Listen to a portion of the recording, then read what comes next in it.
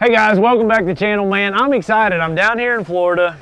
I'm kind of excited. Let's just back up. I didn't have a great event, but I am excited because I'm gonna go fishing today. We're gonna make a Project D.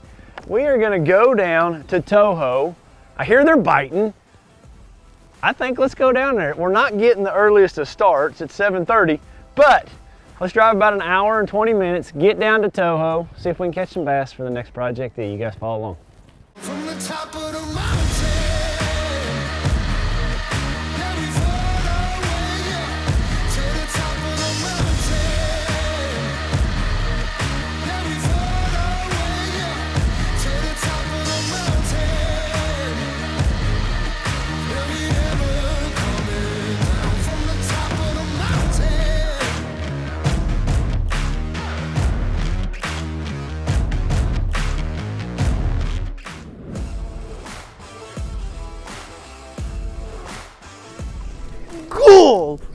Golly, holy smokes, that fish annihilated that spinnerbait. Oh my goodness, and it's a big one. Look at the size of that thing, would you? Oh my goodness, I was just about to take that trailer hook off because I kept getting snagged. Look at that thing. Oh, yes, look how pretty that fish is. What an awesome fish, what an awesome bite. Wow, wow, wow, wow. Doesn't get any better than that right there. Golly, thank you, girl. Man, what a bite. Look what he did to my spinnerbait. I mean, completely demolished it. Oh, we gotta bend it all back. Gotta bend it back. Oh, that's so much fun, you know, burning the spinnerbait right underneath the surface. Just, you know, those bass, they feel like, you know, I feel like why that works sometimes is because you lower the strike zone or the area they have to chase them. Like if that spinnerbait's up at the top of the surface, they know, if thinking of it as a bluegill, that they can pin it towards the surface and they have a better chance of catching. When it's down in the water column, you know that the bluegill has many options to get away. So by putting it up towards the water column, that bass uses it as a backstop to annihilate it. Man, what a bite! What a bite! That was fun. That was a lot of fun. All right, had a little bit of lily pads and Kissimmee grass together is where that one came from.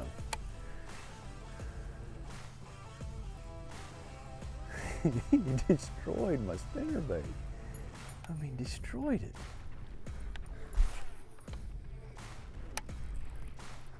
There's another one. Golly, golly, how big is it? How big is it? It's a big one. I think it's a big one. Holy smokes, he hit it as soon as it hit the water. Oh, it just got a lot of grass. It's still a good one. I thought it was a giant at first. Golly, it's a good one. Yes. All right, man, we're getting some bites. Getting some bites. That's out there on that isolated clump of cattails I just happened to toss out there. Man, there's some good fish. Good night. Doesn't get any better than that right there. Oh, I got him hooked both ways. I'm sitting here contemplating whether to take that trailer hook off because it's catching a lot of cattails. It's a chunky one. It's a good one. It's a good one. All right. See you later, alligator.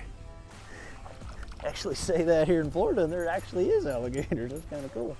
Man, we had a bite up shallow, and we had one out here on these isolated clumps. All right, so we definitely figured out they want that spinnerbait fast. You know, a lot of times, you know, you just got to experiment with, you know, what retrieve. You know, right here, both those bites that I've had, you know, that bait's almost been waking the water up really high. So,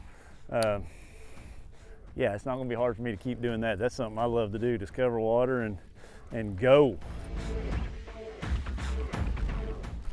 There's one. Not a big one. And I'm kind of torn between it. Do I fish these outer, you know, lily pads? I call them lily pads. I know they're not actual lily pads. They're probably called Spatterdocks. Or do I fish up on the bank? You know, we've had a few fish in both places, so I really don't know where to be. Thanks, buddy. I love that smell. It's like that smell of bass on my hands. These fish are smelly, and I can smell them. I can smell my hands right now as I'm fishing, and it's a good smell. Who else really likes to have that smell of bass? I like it, I like it, I like it, I like it. Smell that never gets old. You could put that in a jar and open it up somewhere and I'd tell you exactly what it is. The smell of fish. You know, one thing to keep in mind when fishing a spinnerbait, just to reiterate, oh gosh, dang, I had a bite. I just did what I was fixing to talk about. Vary your blades. Don't ever just take that bait and reel it straight in. When I throw that out there, I pop it to get the blades going, and then I'm constantly stopping, starting, going, you know, making that thing just flutter. And what that does is, one, it makes a noise. Those blades will clang together, and it's just very erratic. And like it triggered that bite right there, and I wasn't even ready or watching. But don't ever just reel that spinnerbait straight in. Make that thing come to life by just changing your speed, stop, start, jerk, you know, just make that thing, give the bass a reason, hey, that thing's injured, go eat it. You know, make him react to it. I just think that's a really important thing that, you know, at times can be overlooked. In this situation, I really like an underhanded cast like that. You know, I want to make it the longest cast as possible, but I also want it to be a fairly quiet entry. We don't have a lot of wind, and the quieter that entry can be, you know, my chances of catching a fish go way up. So spend a little time, you know, and I always tell people to practice their casting in the yard. I mean, not when you're out fishing, you know, there's just, you're too excited to go fishing, but practice that just little roll cast right there. You know, you need to have about 18 inches of line out on the, you know, like that right there, and it's just a half circle, and that momentum makes that spinnerbait go.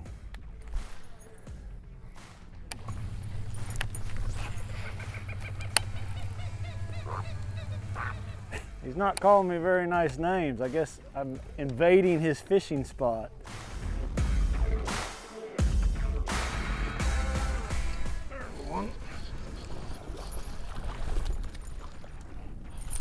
And that's one thing that I always want to keep in mind, you know, fishing lily pads like this. When you find and catch a few fish, be sure you go right back through that same stretch. You know, we had a few bites right through here, you know, right off the bat, and then I fished a long ways and didn't have another bite. And I'm like, I get back here to immediately where I had them first 3 or 4 bites, and bam, we get another bite. So sometimes it's not, you know, just the pattern of fishing the lily pads, but it's also an area. You know, it might be a little bit different bottom, a little bit better grass, you know, outside of it, a little deeper. So remember those stretches where you get bites, and just make multiple passes, let it rest, and come back through there and make another pass.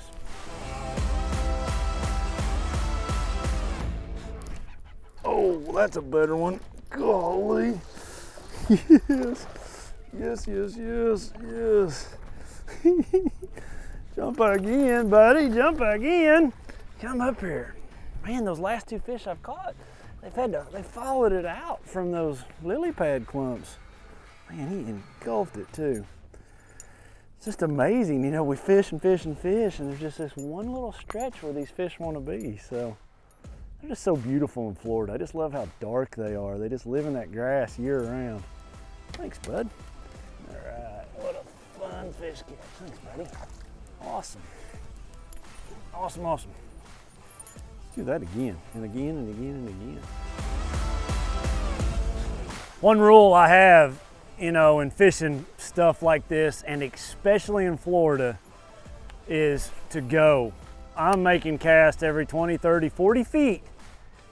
And I'm not trying to hit every beautiful spot or every little point. You know, I'm covering water.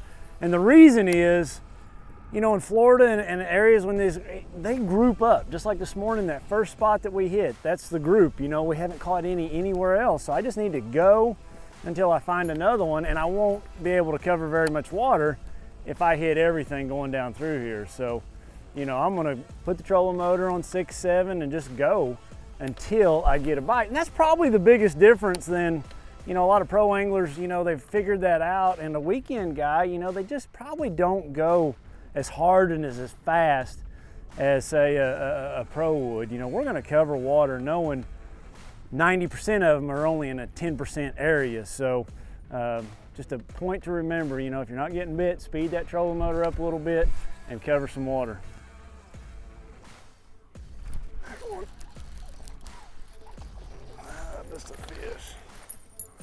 it can always be a little daunting where to start, you know, when you just got masses of this stuff, you know. Think about a couple things. Think about points, think about neck downs. That's what we had there, you know. It's gonna be current related even with wind. And then think about birds. I notice up here I've got 3 birds sitting, you know, on those pads up there. So look for something different, outside the box a little bit. Instead of just starting down a stretch, find something different, you know, a point, a neck down, birds, you know, a harder edge, a softer edge, just anything different. Always try to find something that's a little bit different when you go to look where you're going to start in, you know, these big pad fields like this.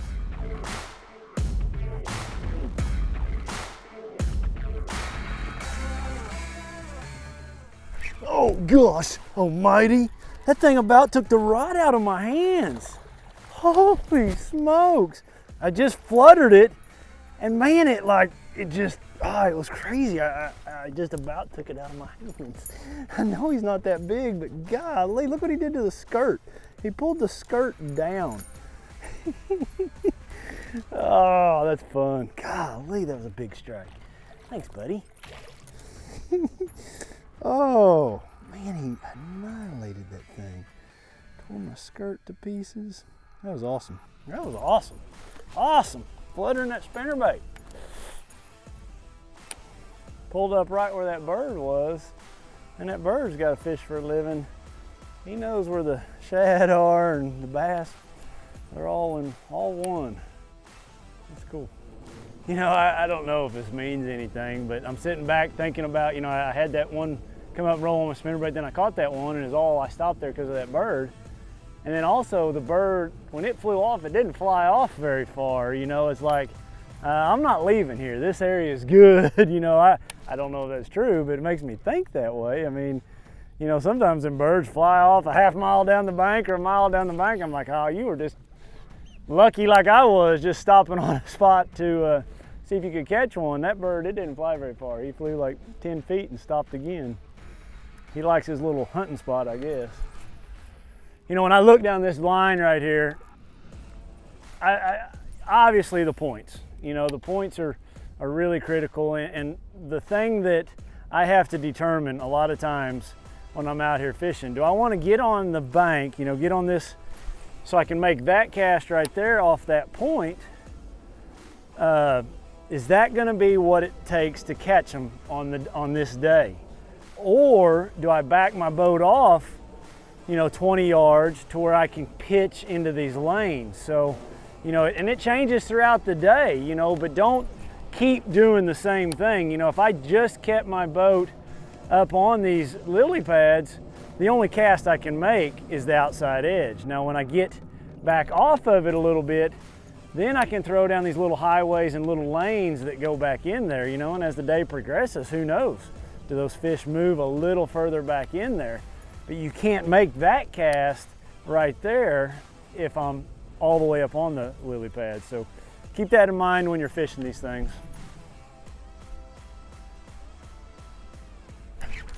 Gosh dang it. Oh, I'd look see if the GoPro is running. Man, I fluttered that spinnerbait right there. I just got done saying these points look awesome. And I killed it, and that big old sucker ate it, and I jerked it out of the water. Dang it, that's still pretty cool. Seems like they've gotten just a little bit deeper than, you know, early this morning I was just waking that spinnerbait. And now it's, you know, it's, well, I say early, we didn't get here till 9. But, you know, now I've got a lot less wind, so I've got to let it get deeper. I probably should go to a 1/2 ounce. There's no one. Oh, dang it, come on. Man, that's 2 points in a row, really fluttering that thing. Huh. Good ones too.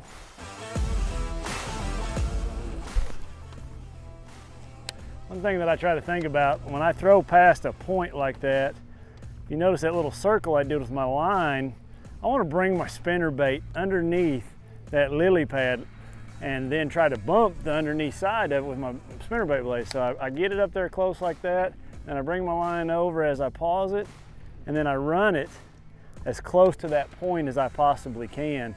I know it doesn't sound like a great big deal, but I sure can catch a lot of fish when I just nudge those things. I don't necessarily want like to move those lily pads a bunch. You know, it's kind of like deflecting, you know, a square bill off a stump. I'm not trying to shake the whole tree. I'm just trying to, you know, just bump it. Ah, it's a stupid pickle. Dadgummit. You ruined my good talking point, buddy. Anyway, if you can nudge them just a little bit. Try to run your line up underneath them, you know, get it up close, bring it out, and then you can just run it up underneath that stuff. Get your spinnerbait as close to those lily pads as possible without making too much of a disturbance, you know. Didn't happen that time, but man, if I ever see, you know, the lily pads move or twitch, or, you know, it could be a carp, it could be a gar, but it could be a bass also. So, you know, I'm always looking to see if something moves up there, you know, in front of the boat, and I'm gonna make sure I bring my spinnerbait or my swim jig, whatever I'm using at the time, by that. You know, if you just watch them ever so slightly, one of them will just move every now and then and give the location of a fish away. Hey, I'm curious, you guys that are from Florida that might watch this video, I'm curious, what kind of bird is that? And what do you think he's just picking up eating right there? It looked like something round. I don't know, I don't know. One of them, maybe a big old snail. But I mean, he like swooped down from a long ways to get it, so it had to be moving, but he's eating it right there, right now. Huh. Comment, let me know what kind of bird it is. What was it eating?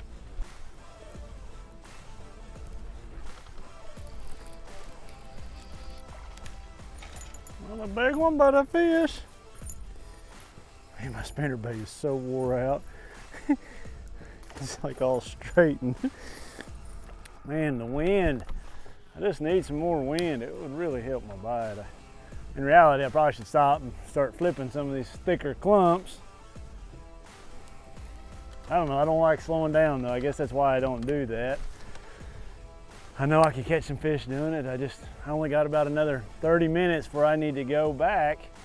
And I don't know, I just want to finish what I was doing. I know in my mind, these are like truly lily pads.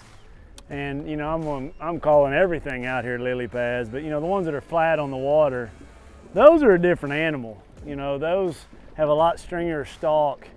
Yeah, you can still throw a spinnerbait in those, but more on the edges. You know, the thing about this type of lily pads, or I'm pretty sure they're called Spatterdock, you can work baits through them, you know, but heavier baits. Like if I'm gonna swim a jig through this kind of stuff, it's gonna be a 1/2 ounce jig, or this spinnerbait, I can work it through there, and just they're two different animals.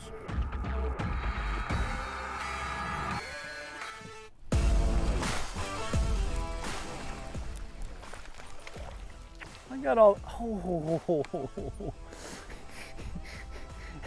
That's why you need to change spinnerbaits after you caught a bunch of fish on it. They'll wear that wire down. Dadgummit. It was good while it lasted.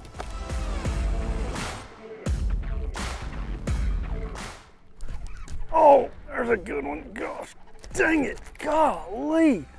Holy smokes. What is he on?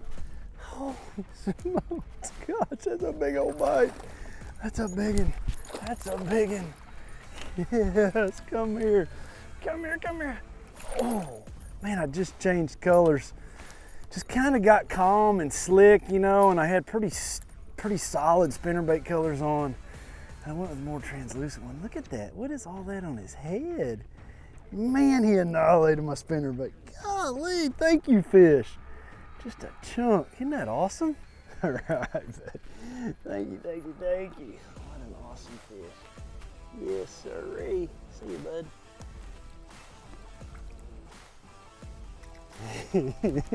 Oh, yes. What a bite. What a bite. Again, I pulled up to a stretch that had a bird right there. There was a bird right here. And I changed it up. I went with a more translucent skirt. It's just, I'm a little stubborn. I probably should start flipping, but I don't have much time left. I've got to get going.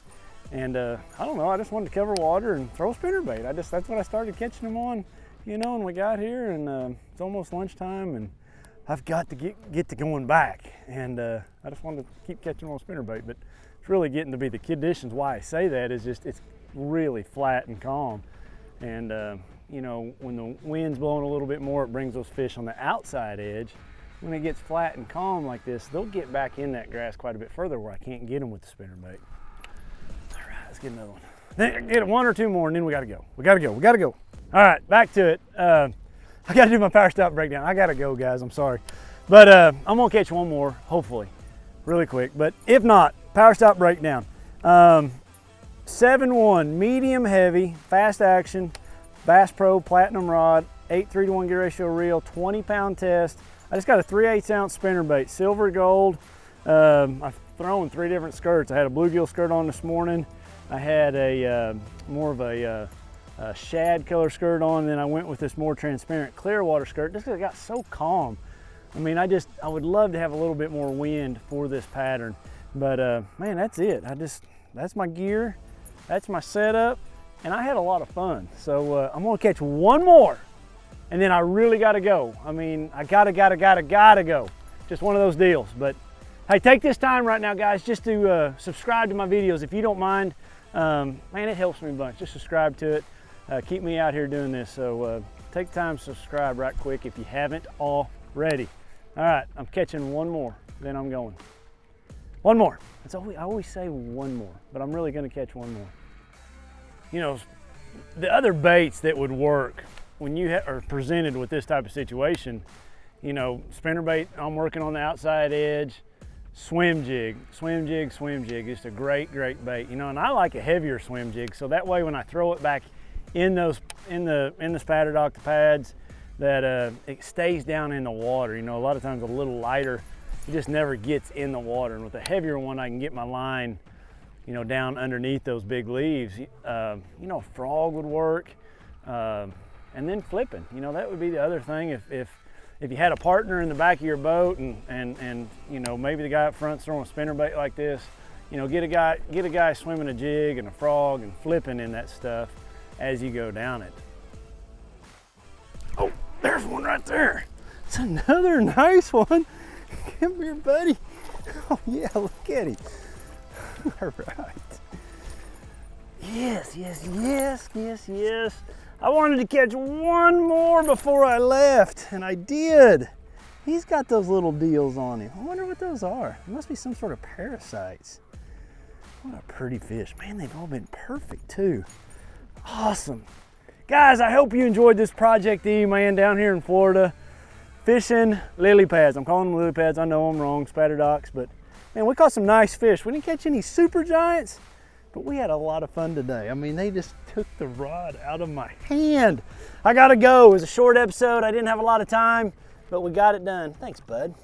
Thank you. Yes. All right.